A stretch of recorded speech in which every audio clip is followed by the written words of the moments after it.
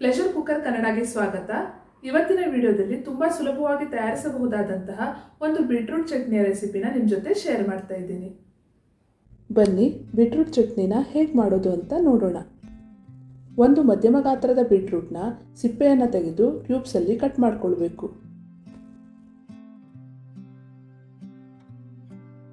ಇದನ್ನ ಒಂದು ಬೌಲ್ಗೆ ಟ್ರಾನ್ಸ್ಫರ್ ಮಾಡಿ 2 ಹಸಿಮೆಣಸಿನಕಾಯಿ, 1/4 ಕಪ್ ನೀರನ್ನು ಸೇರಿಸಿ ಬೌಲ್ನ ಕುಕ್ಕರ್ಗೆ ಆ್ಯಡ್ ಮಾಡಿ ಮೀಡಿಯಂ ಫ್ಲೇಮಲ್ಲಿ 3 ರಿಂದ 4 ವಿಜಲ್ನ ಕೂಗಿಸ್ಕೋಬೇಕು.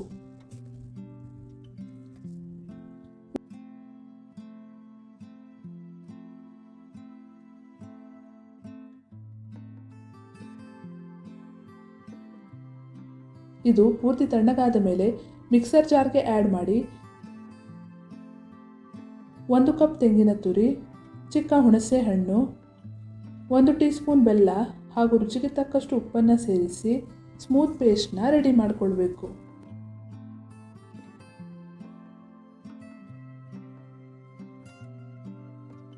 ಈಗ ಒಂದು ಪ್ಯಾನ್ಗೆ ಅರ್ಧ ಟೇಬಲ್ ಸ್ಪೂನ್ ತೆಂಗಿನ ಎಣ್ಣೆನ ಆ್ಯಡ್ ಮಾಡಿ ಇದಕ್ಕೆ ಅರ್ಧ ಟೀ ಸ್ಪೂನ್ ಸಾಸಿವೆ, 1 ಒಣಮೆಣಸಿನಕಾಯಿ, 1 ಟೀ ಸ್ಪೂನ್ ಉದ್ದಿನಬೇಳೆ, 4 ರಿಂದ 5 ಕರಿಬೇವು, 3 ಜಜ್ಜಿರುವಂತಹ ಬೆಳ್ಳುಳ್ಳಿನ ಆ್ಯಡ್ ಮಾಡಿ ಉದ್ದಿನಬೇಳೆ ಹೊಂಬಣ್ಣಕ್ಕೆ ತಿರುಗುವವರೆಗೆ ಲೋ ಫ್ಲೇಮಲ್ಲಿ ಹುರಿದುಕೊಳ್ಬೇಕು.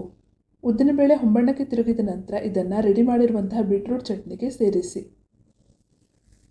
ರುಚಿಕರವಾದ ಹಾಗೂ ಆರೋಗ್ಯಕರವಾದಂತಹ ಬೀಟ್ರೂಟ್ ಚಟ್ನಿ ಈಗ ರೆಡಿಯಾಗಿದೆ.